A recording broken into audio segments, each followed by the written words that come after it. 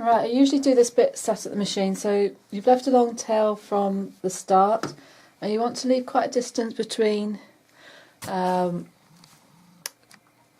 where you finished sewing your binding on.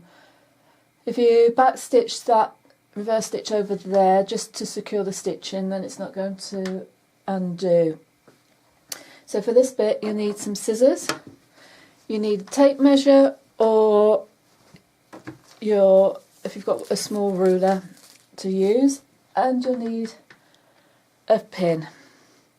So if you find it easier, and I didn't put that in my mouth, if you find it easier to do it on the table, then by all means take it from the machine and do it on the table.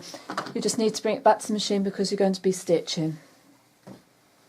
So you lay where you started that strip, you lay flat against the side of your quilt. Where you finished off, that comes over the top. And what I do is I use a pin just to mark where those bindings meet. Then from that point there, you want to mark 2.5 inches. This is because our binding is 2.5 inches, so whatever our width of our binding is, that's the length that we want to be from the pin. So there's 2.5 inches there. Now I tend to just mark it with my thumb, or the other way, if you're a bit worried about whether you'll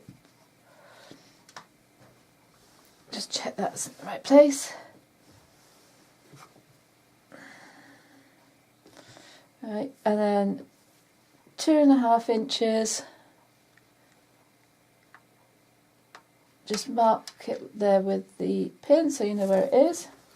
Get that out of the way so I don't cut it. I'm just going to take that out and cut straight across. Get the excess binding out the way. You can take your pin out,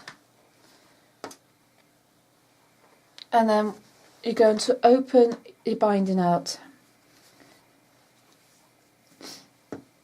So your top binding open up, and it's going to, you lay it down with the right side up.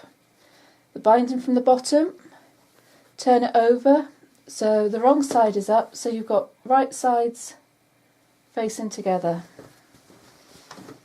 And that's why you want to have plenty of room so that you've got the space to be able to manoeuvre it.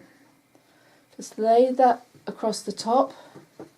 If you find it easier to put a couple of pins in to keep it in place, then do so. I'll just line that up. There we go. Slide underneath the needle.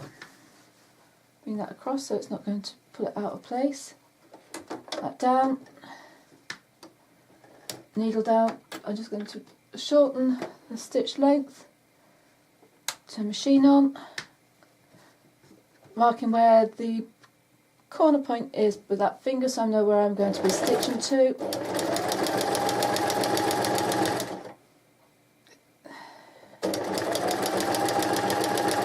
To the corner. Take it off, and then what you want to do is stretch your binding out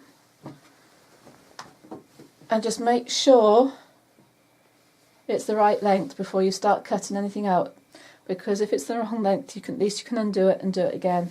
So there you've got the binding. So it's the right length, so you're just going to cut off that excess, and you just want to finger press that seam open. Now it can be a bit awkward, so what I tend to do is just make sure it's still folded over as I get closer to stitching it. So with it open, put your thumbnail on where the halfway mark is, just to hold it in place. Keep it folded in half while you place it on there. Go back to where we started or left off. Needle back down, stitch length longer again, just make sure that's laying flat and it's open, and then you carry on stitching the binding in place. And once I've gone over where the top join is, just make sure that the bottom half is still laying with the seam open. Just stretch that into place.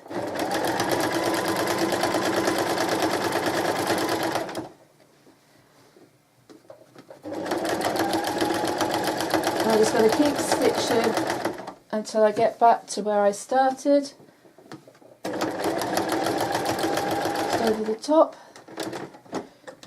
and then off it comes.